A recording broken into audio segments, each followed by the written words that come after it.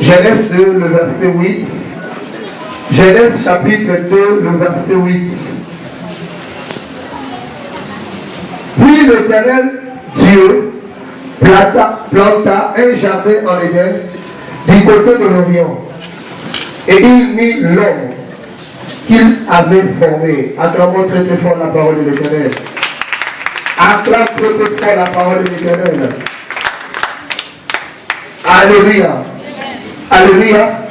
Ce matin, je vais parler sur notre thème du mois, la provision divine.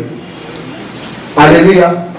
Je vais parler sur la provision divine ce matin. La Bible dit dans le livre de Genèse 2 que Dieu planta un jardin et après avoir planté le jardin, il a mis l'homme qu'il avait créé. Alléluia. Après avoir planté le jardin, il a mis l'homme qu'il avait créé. Dis à ton voisin, la provision divine. Dis à ton voisin, la provision divine. Alléluia. La Bible nous montre que Dieu avait pris toutes les dispositions avant de planter l'homme dans le jardin. Alléluia. Avant de placer l'homme dans le jardin, Dieu avait pris toutes les dispositions. Dieu avait donné d'abord la provision. Il a dit, créons l'homme à notre image. Mais avant de dire créons l'homme, il avait d'abord créé de quoi l'homme devait utiliser. Alléluia. Dieu avait déjà créé ce que tu auras besoin demain. Alléluia. Pour vous dire ceci, ça là c'est plus les blancs qui font ça. Ils calculent d'abord avant de faire le programme de donner naissance à un enfant. Alléluia. Les blancs n'accouchent pas n'importe comment. Ils regardent d'abord quelles sont les provisions, les héritages que nous allons laisser à l'enfant avant de penser à concevoir un enfant. Alléluia. Gloire à Dieu. La provision divine, Dieu a pris le soin de planter d'abord le jardin. Après, il a mis l'homme dans le jardin. Mais la Bible nous montre que l'homme, Adam et Ève, ils ont péché. Après leur péché, Dieu les a chassés de là où il y avait la provision divine. Dieu avait créé l'homme et il avait mis l'homme au point où la Bible dit que l'homme ne travaillait pas pour manger. L'homme n'avait pas à cultiver pour manger. L'homme n'avait pas à travailler pour avoir quoi que ce soit. Tout était mis à sa disposition. Parce que quoi? Il y avait déjà une provision pour lui. Alléluia. Mais la Bible nous montre dans le livre de Genèse 3, après la chute, après la désobéissance de l'homme, Dieu était obligé de chasser l'homme là où il y avait la provision divine. Regarde ton voisin, dis à ton voisin, merci Seigneur Jésus-Christ. Dis à ton voisin, merci Seigneur Jésus-Christ. Alléluia. La Bible dit dans le livre de Jean 3,16, car Dieu a tant aimé le monde, il a donné son Fils unique, afin que quiconque croit en lui ne périsse point, mais qu'il ait la vie éternelle. C'est-à-dire Dieu, il a donné Jésus après la mort et la résurrection de Christ. Quand nous acceptons Jésus-Christ, nous rentrons encore dans le jardin, là où il y avait notre provision. Alléluia. Pour dire que quand nous acceptons Jésus-Christ, nous rentrons dans la position où nous avons tout est prévu pour nous. Alléluia. La Bible dit que quand nous acceptons Jésus-Christ, nous obtenons un héritage. C'est-à-dire nous avons une provision divine. Dis à ton voisin la provision divine. Dis à ton voisin la provision divine. Alléluia. Gloire à Dieu. Tout ce que nous demandons au diable, il ne le prend pas dans le magasin du salut. Alléluia. Parce que quand nous acceptons Jésus-Christ, nous rentrons dans le magasin du salut. Le salut, c'est un magasin où il y a toutes sortes de provisions. Mais quand nous allons vers le diable, quand nous allons vers le marabout pour demander la chance, pour demander le travail, le diable ne tire pas sa provision dans le stock du salut. Alléluia. Alléluia. Le salut, c'est l'ensemble des magasins dont on trouve toutes choses. On trouve la paix, la joie, la vie. Mais quand nous consultons l'ennemi, quand nous visitons le diable, ceux qui sont allés demander les enfants au diable, le diable n'a pas pris l'enfant dans le magasin du salut. Il a pris l'enfant dans le magasin de la mort. Alléluia. C'est pour cela que vous voyez que l'enfant que les gens demandent là, s'il n'est pas insolent, c'est un bandit. Si ce n'est pas un bandit, c'est un maladif à mort. Tout simplement dans le but de te détruire. Parce que tout ce que le diable te donne, il nous le demande plus que ce qu'il nous avait donné. Alléluia. Quand le diable te donne un enfant, il va te redemander et l'enfant est ta vie.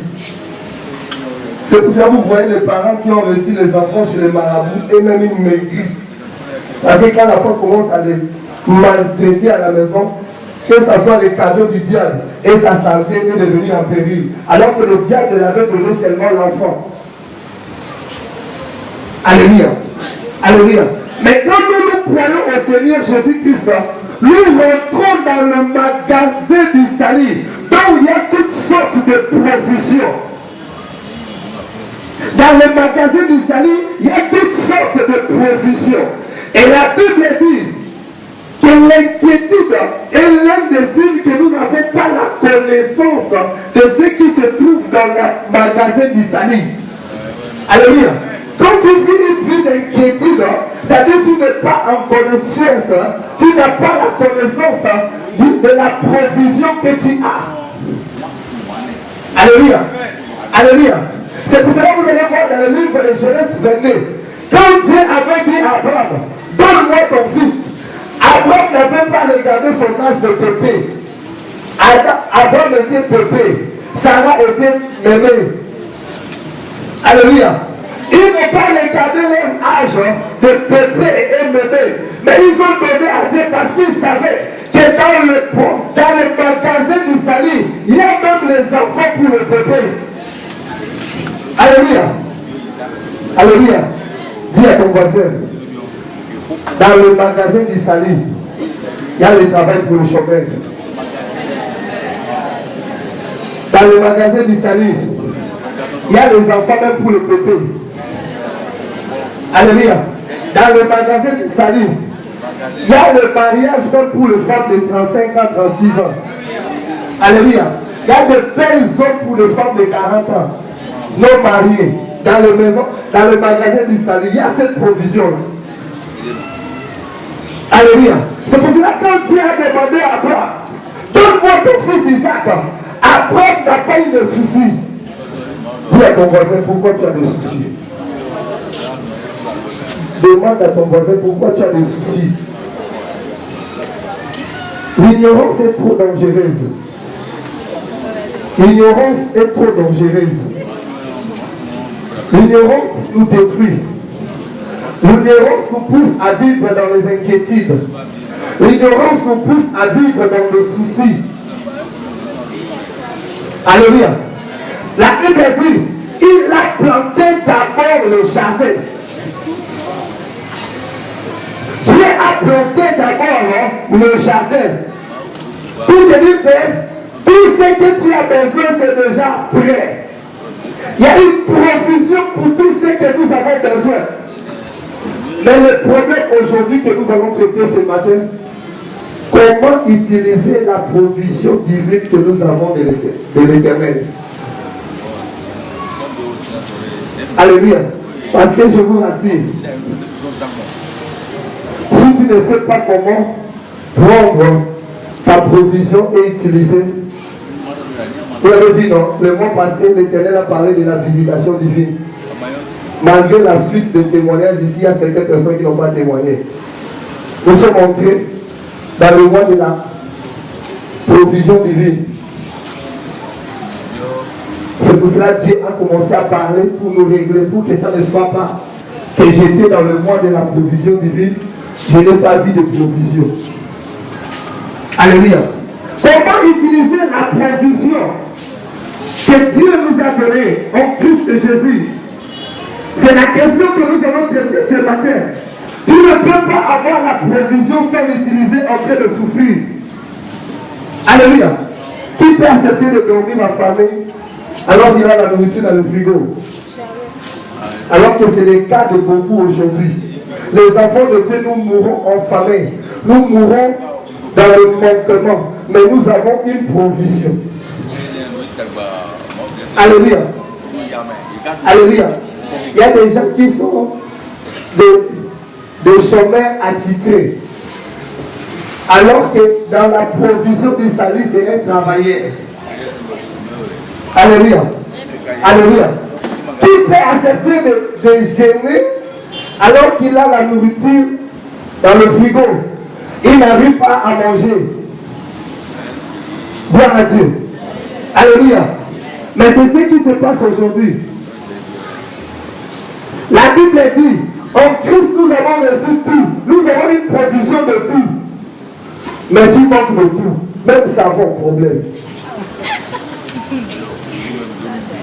Les de beauté, problème. Savon, problème. Les aiment même pour venir ici, la cascade. Alléluia. Alléluia. Maintenant que nous avons la provision, je dis toujours, je me demande toujours, est-ce que la parole de Dieu est vraie ou la parole de Dieu c'est un mensonge? Il a dit qu'il a pu bloquer. C'est pour ça que vous allez voir. Quand Dieu avait chassé Adam et Ève dans le jardin, ils ont commencé à se démerder. Ils sont allés cueillir le flair là, pour se couvrir. Ils ont commencé à travailler. Tout simplement parce qu'ils avaient quitté le lien de la provision. C'est ce que nous faisons aujourd'hui. Alors que quand ils étaient dans le jardin, ils ne forçaient rien. Adam et Ève, ils étaient allongés. Il y avait toute forme de fruits à côté d'eux. Elle se levait seulement le bras comme ça, elle accueillait, elle mangeait. Alléluia. Comment utiliser la provision divine que nous avons?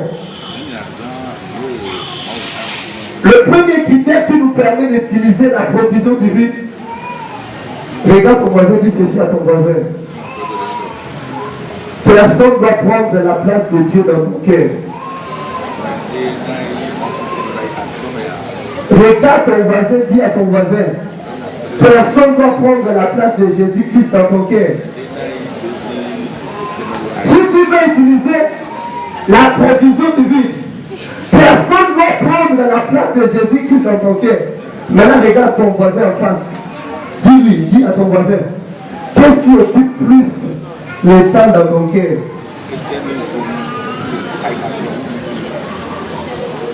Alléluia. Regarde ton voisin devant la tombe. Qu'est-ce qui occupe plus le temps dans ton cœur?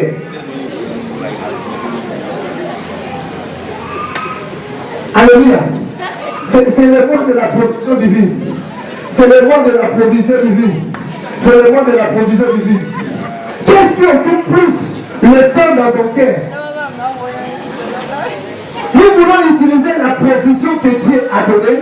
Nous voulons utiliser la provision que Dieu a donnée. Nous devons donner à ce Dieu-là la place dans le cœur. Personne ne doit occuper la place de Dieu dans ton cœur. Dis à ton voisin, c'est fini ça. Même pas mon mari, même pas ma femme, même pas mes enfants, même pas mon travail va occuper la place de Jésus dans mon cœur. Vous voyez, les gens qui aiment plus leur mari n'arrivent pas à parler. Et les hommes qui aiment plus leur femme, ils sont en train de dire. C'est même qui aiment plus les enfants, ils sont en train de regarder les enfants. Alléluia. Tu veux utiliser la provision, tu dois donner cette personne qui a donné la provision la place dans ton cœur. Il doit occuper ton cœur. Il doit prendre plus de temps dans ton cœur. Alléluia. Et c'est ce qui aboutit à la deuxième chose. Rien ne peut compétir avec Dieu dans ton cœur. Alléluia. Pour utiliser la provision divine que nous avons reçue, rien ne doit compétir avec Dieu dans ton cœur. Mais regarde, regardons-nous. Dans nos cœurs, il y a un grand bagarre entre l'église et le matériel. Il y a un grand bagarre entre notre travail et Jésus-Christ dans le cœur. il y a une grande compétition dedans. Tous les jours, il y a la compétition dans le cœur entre nous et le Seigneur Jésus. Et tu veux utiliser la provision. Tu vas créer la provision. Ça serait là. Mais tu ne verras pas ça. Alléluia. Rien ne doit compétir. Aujourd'hui, nous sommes là plus en train de chercher cette provision. Même la provision est question de venir en compétition avec le Dieu qui a donné la provision dans nos cœurs. Alléluia. Même la provision en question est devenue en compétition avec ce Dieu qui a donné cette provision dans nos cœurs. Alléluia. L'argent est devenu en compétition avec Dieu dans ton cœur. L'argent est en compétition avec Jésus-Christ dans ton cœur. Alléluia.